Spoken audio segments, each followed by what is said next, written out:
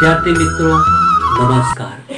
आज આપણે ધોરણ 11 વિષય અર્થશાસ્ત્ર એની અંદર પ્રકરણ 3 માંગ વિશે આપણે અભ્યાસ કરીશું। આપણે પ્રકરણ 3 ની અંદર અગાઉના લેક્ચરોની અંદર આપણે માંગ એટલે શું, માંગને અસર કરતા પરિબળો, ત્યાર પછી આપણે માંગના નિયમ અને અપવાદોનો અભ્યાસ કર્યો હતો। આજે આપણે માંગનું વિસ્તરણ સંકોચન, ત્યાર પછી માંગમાં વધારો ઘટાડો અને માંગની મૂલ્ય સાપેક્ષતા એટલે શું, માંગની મૂલ્ય સાપેક્ષતાના પ્રકારોનો આપણે અભ્યાસ કરીશું। તો આપણે અહીં સૌપ્રથમ માંગનું વિસ્તરણ અને સંકોચનનો અભ્યાસ કરીએ। તો અહીં આપણે માંગનું વિસ્તરણ સંકોચનનો અર્થ સમજવાનો પ્રયત્ન કરીએ। તો આપણે સૌપ્રથમ अर्थ જોઈએ तो अन्य परिबळो यथावत रहे એટલે કે સ્થિર રહે। વસ્તુની કિંમત ઘટતા વસ્તુની માંગમાં વધારો થાય છે તે માંગનું વિસ્તરણ છે। વસ્તુની કિંમત વધતા વસ્તુની માંગમાં ઘટાડો થાય છે તે માંગનું સંકોચન કહેવામાં આવે છે। તો અહીં માંગનું વિસ્તરણ અને સંકોચન એ કિંમત આધારિત ફેરફાર છે। તો અહીં આપણે માંગનું વિસ્તરણ અને સંકોચન આપણે જે અનુસૂચિ આપવામાં આવેલી છે તે અનુસૂચિને આધારે આપણે સમજવાનો પ્રયત્ન કરીએ। તો અહીં વસ્તુની કિંમત રૂપિયામાં દર્શાવવામાં આવેલી છે, વસ્તુની માંગ એકમોમાં દર્શાવવામાં આવેલી છે। તો અહીં 50 રૂપિયાની કિંમત હતી ત્યારે વસ્તુની માંગ 10 રૂપિયા હતી, 40 રૂપિયાની કિંમત હતી ત્યારે વસ્તુની માંગ 20 રૂપિયા હતી, વસ્તુની કિંમત 30 રૂપિયા હતી ત્યારે વસ્તુની માંગ 30 એકમો હતી, વસ્તુની કિંમત 20 રૂપિયા હતી ત્યારે વસ્તુની માંગ એકમોમાં 40 હતી અને વસ્તુની કિંમત 40 હતી ત્યારે વસ્તુની માંગ 50 હતી। તો અહીં આપણે જ્યારે માંગનું વિસ્તરણ અને સંકોચન બે શબ્દો સમજવાનો પ્રયત્ન કરીએ તો અહીં આપણે જ્યારે વસ્તુની કિંમત 30 રૂપિયા હતી ત્યારે એકમોની માંગ 30 હતી, હવે કિંમતમાં વધારો થયો એટલે કિંમત 50 રૂપિયા થઈ ત્યારે એકમોની માંગ 30 થી ઘટીને 10 થઈ। તો આ સ્થિતિને આપણે માંગનું સંકોચન કહેવામાં આવે છે। તો અહીં આપણે માંગનું સંકોચનનો અભ્યાસ કર્યો। હવે આપણે વિસ્તરણનો અભ્યાસ કરીએ। અહીં વસ્તુની કિંમત 30 રૂપિયા હતી ત્યારે ઘટીને 10 રૂપિયા થાય છે, ત્યારે જ્યારે 30 રૂપિયા કિંમત હતી ત્યારે વસ્તુની માંગ 30 એકમો હતી, હવે કિંમતમાં ઘટાડો થયો એટલે કે 10 રૂપિયા થઈ, હવે વસ્તુની માંગ તે સમયે 50 રૂપિયા થાય છે। તો અહીં આપણે વિસ્તરણ તરીકે ઓળખવામાં આવે છે એટલે કે વસ્તુની કિંમત ઘટતા માંગમાં વધારો થયો, પરિણામે અહીં વિસ્તરણની સ્થિતિ દર્શાવાય છે। તો અહીં આપણે જોયું કે જ્યારે વસ્તુની કિંમત 30 રૂપિયા હતી ત્યારે માંગ 30 એકમો હતી, હવે વસ્તુની કિંમત વધીને 50 રૂપિયા થાય છે ત્યારે વસ્તુની માંગ 10 એકમો થાય છે, એટલે કે અહીં માંગ ઘટે છે જે સંકોચનની સ્થિતિ દર્શાવે છે।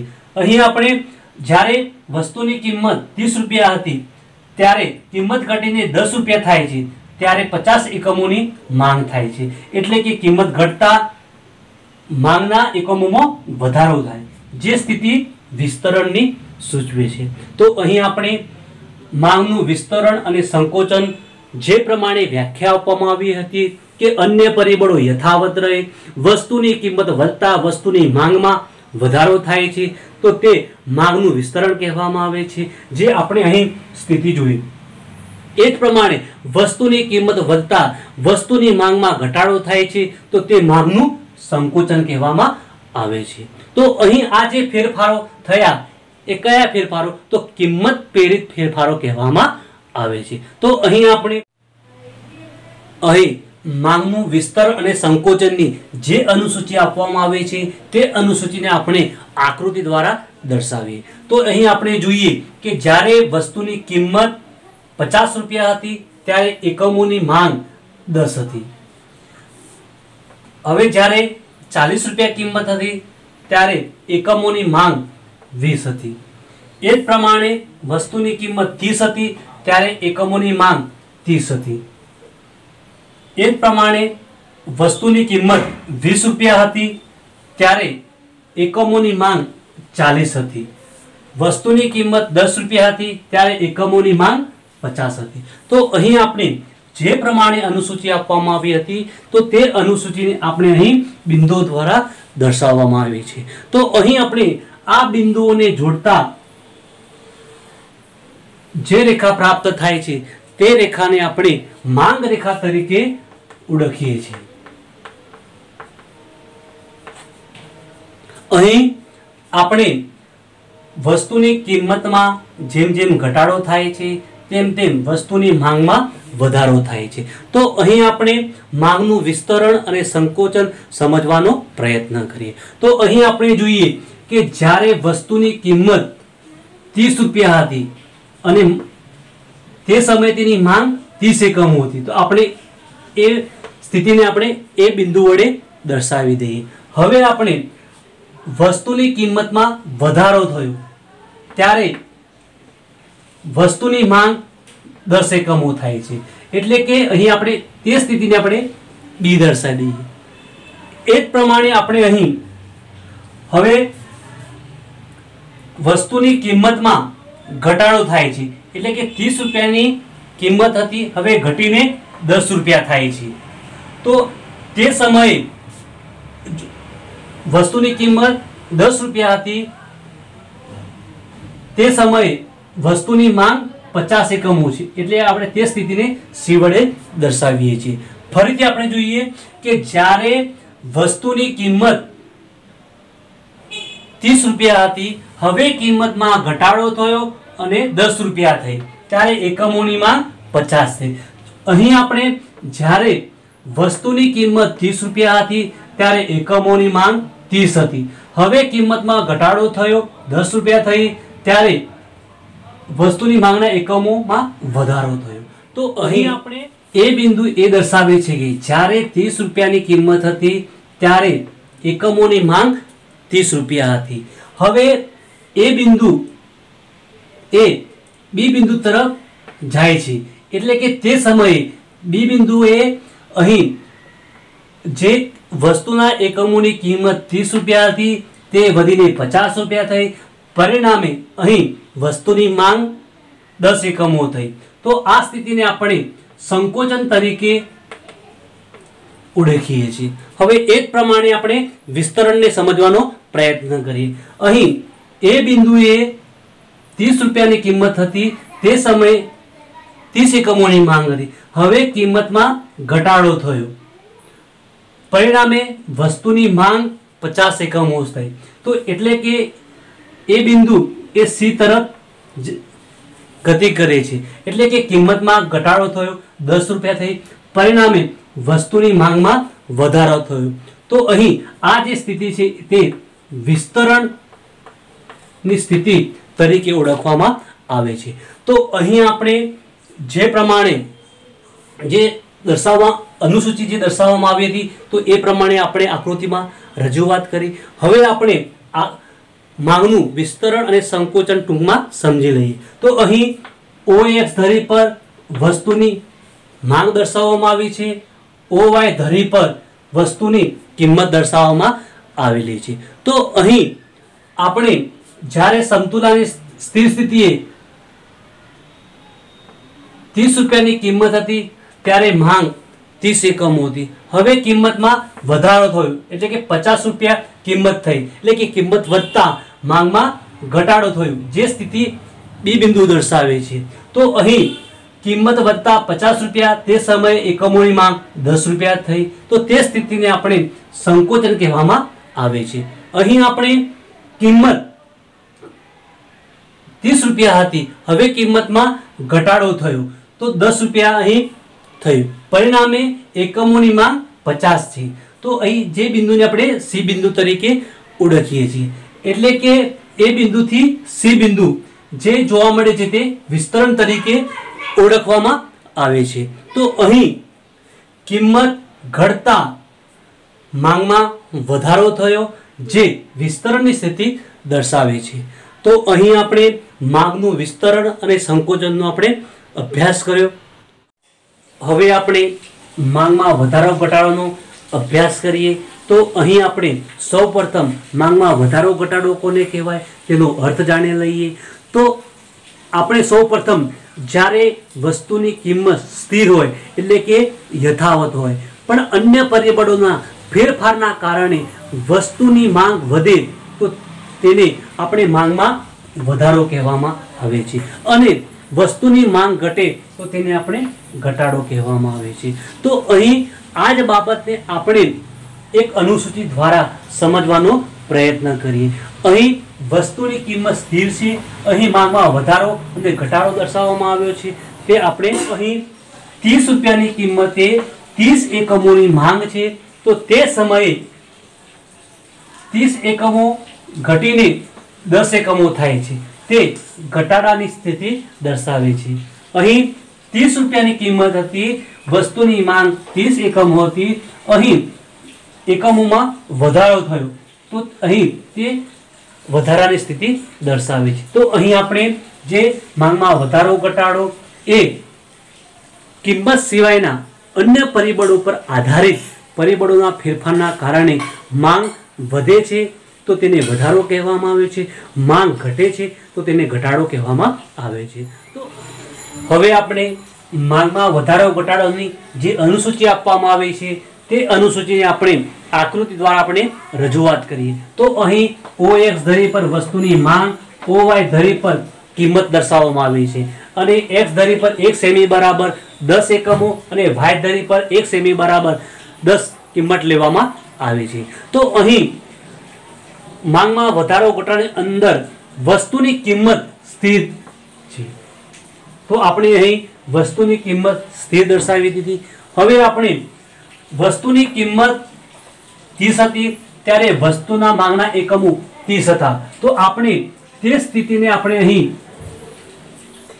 એ બિંદુ વડે દર્શાવીએ અને માંગ રેખા 1 આપી દઈએ નામ. હવે આપણે અહીં માંગમાં ઘટાડો થાય છે એટલે કે 30 એકમોથી ઘટીને 10 એકમો થાય છે તો આપણે તે સ્થિતિને આપણે બી બિંદુ વડે દર્શાવીએ. તો માંગ રેખા 2 આપી દઈએ. અહીં વસ્તુની કિંમત સ્થિર રહે છે, માંગના એકમો 30 હતા, હવે માંગ ઘટીને 10 એકમો થઈ તો એ સ્થિતિને આપણે બી બિંદુ વડે દર્શાવીએ છીએ. તો અહીં માંગમાં એ બિંદુથી બી તરફ માંગમાં ઘટે છે, પરિણામે અહીં ઘટાડાની સ્થિતિ દર્શાવાય છે. હવે આપણે વસ્તુની માંગ 30 એકમો હતી, હવે વસ્તુની માંગના એકમો 50 થયા તો આપણે તે સ્થિતિને આપણે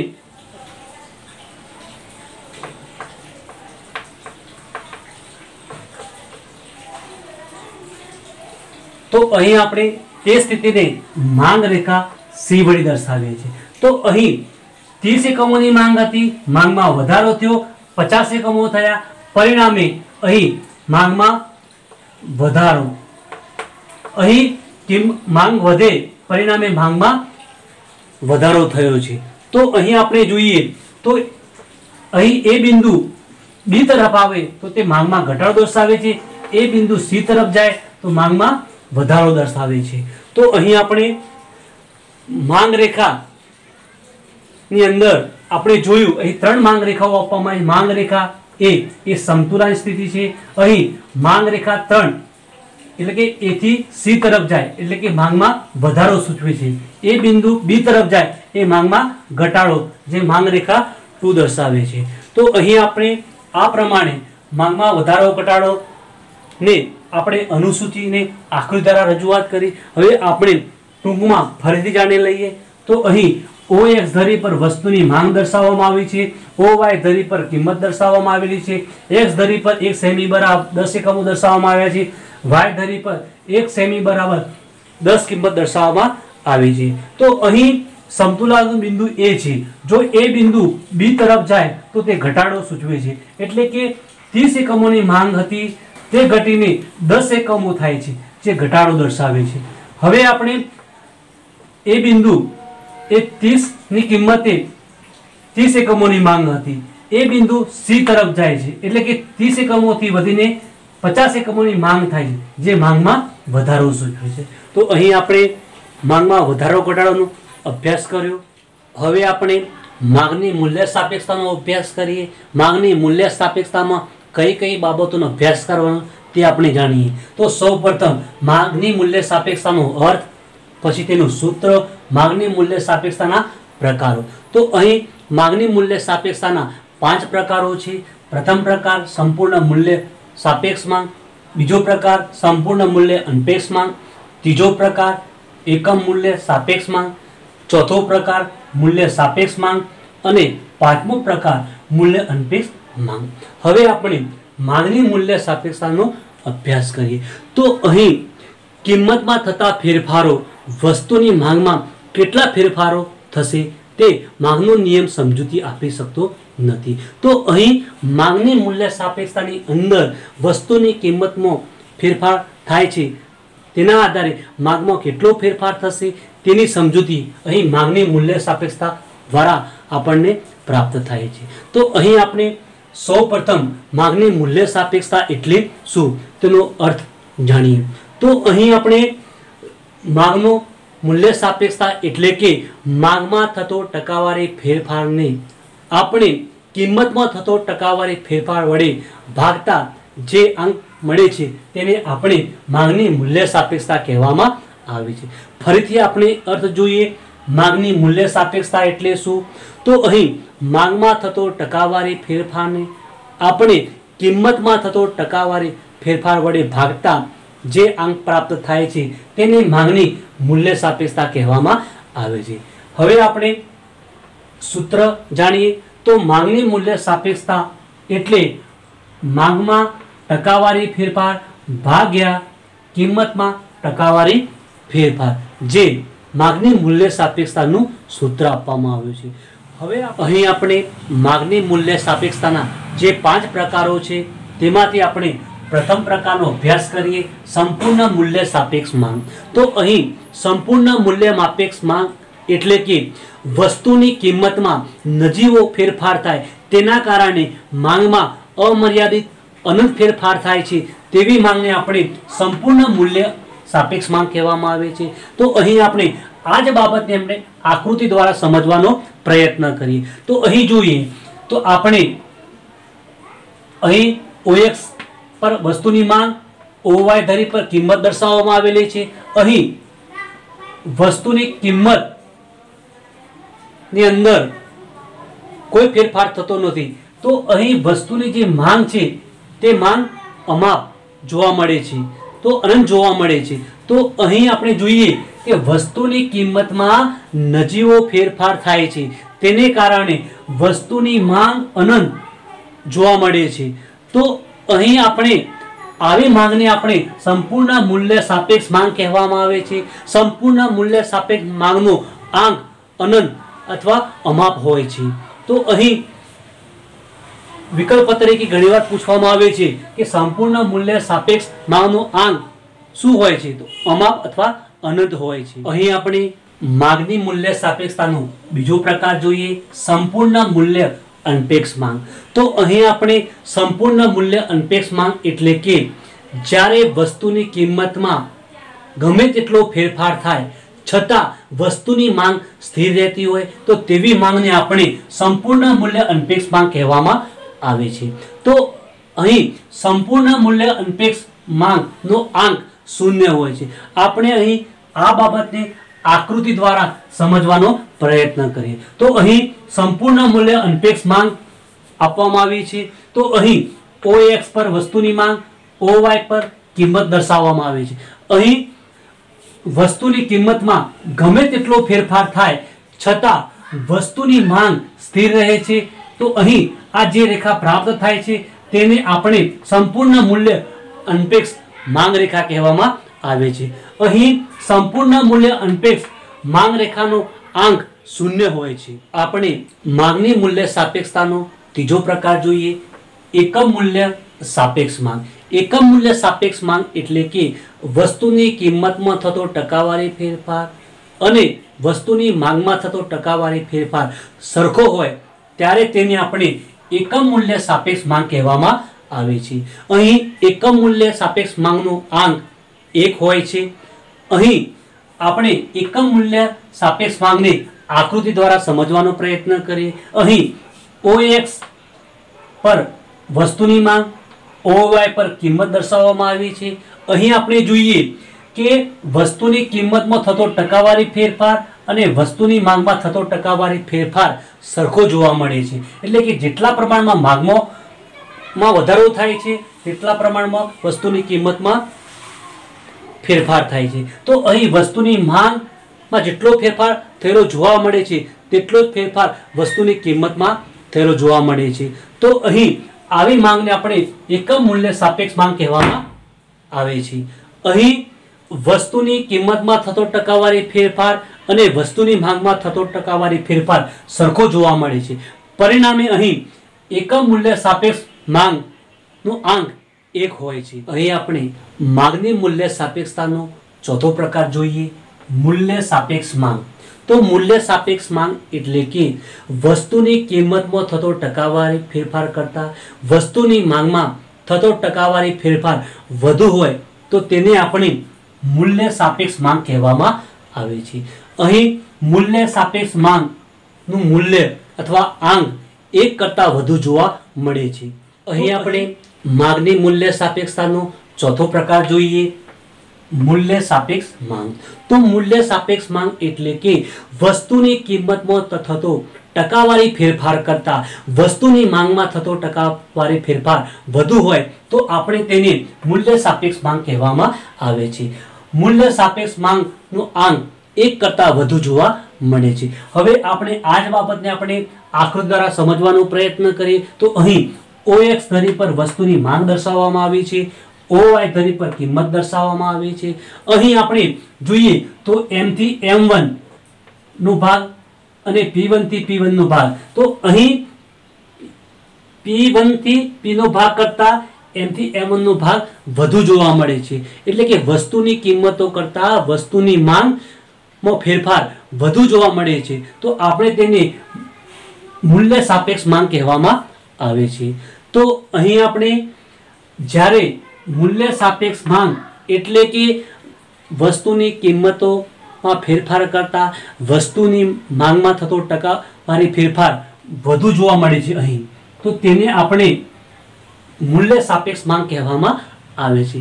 મૂલ્ય સાપેક્ષ માંગનો આંક 1 કરતા વધુ જોવા મળે છે। તો અહીં આપણે મૂલ્ય સાપેક્ષ માંગનો અર્થ અને આકૃતિ દ્વારા આપણે સમજૂતી। અહીં આપણે માંગની મૂલ્ય સાપેક્ષતાનો પાંચમો પ્રકાર જોઈએ, મૂલ્ય અનપેક્ષ માંગ।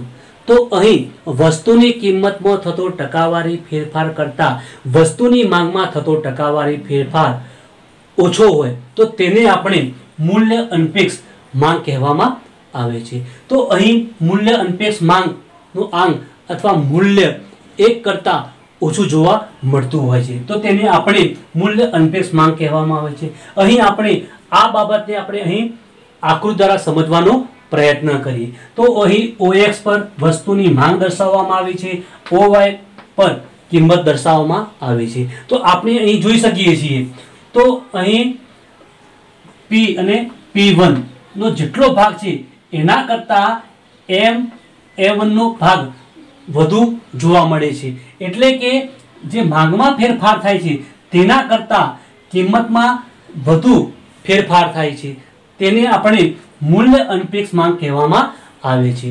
ફરીથી આપણે જાણી લઈએ કે કિંમતમાં થતો ટકાવારી ફેરફાર કરતા વસ્તુની માંગમાં ઓછો ફેરફાર થાય તો તેને આપણે મૂલ્ય અનપેક્ષ માંગ કહેવામાં આવે છે, જેનું મૂલ્ય 1 કરતા ઓછું જોવા। માંગની મૂલ્ય સાપેક્ષતાના અર્થ, સૂત્ર અને 5 પ્રકારોનો અભ્યાસ કર્યો।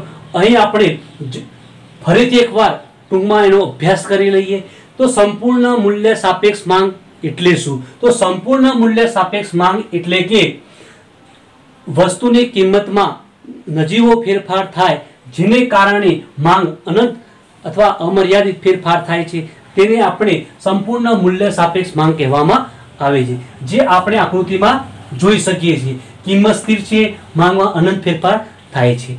સંપૂર્ણ મૂલ્ય અનપેક્ષ માંગ. તો સંપૂર્ણ મૂલ્ય અનપેક્ષ માંગની અંદર આપણે જોઈ શકીએ છીએ કે વસ્તુની કિંમતમાં ગમે તેટલો ફેરફાર થાય છતાં વસ્તુની માંગ સ્થિર રહે છે, તો તેને આપણે સંપૂર્ણ મૂલ્ય અનપેક્ષ માંગ કહેવામાં આવે છે. ત્રીજો પ્રકાર જોઈએ એકમ મૂલ્ય સાપેક્ષ માંગ. તો અહીં વસ્તુની માંગ અને વસ્તુની કિંમતમાં સરખા પ્રમાણમાં ફેરફાર થાય તો તેવી માંગને આપણે એકમ મૂલ્ય સાપેક્ષ માંગ કહેવામાં આવે છે. અથવા બીજા શબ્દોમાં કહેવું હોય તો અહીં વસ્તુની કિંમતમાં થતો ટકાવારી ફેરફાર અને વસ્તુની માંગમાં થતો ટકાવારી ફેરફાર સરખો હોય ત્યારે તેને આપણે એકમ મૂલ્ય સાપેક્ષ માંગ કહેવામાં આવે છે.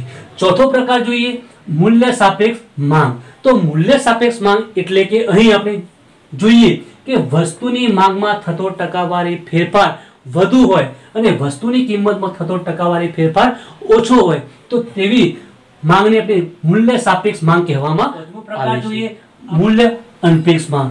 મૂલ્ય અનપેક્ષ માંગની અંદર વસ્તુની માંગમાં થતો ટકાવારી ફેરફાર કરતા વસ્તુની કિંમતમાં થતો ટકાવારી ફેરફાર વધુ જોવા મળે છે, પરિણામે મૂલ્ય અનપેક્ષ માંગ છે.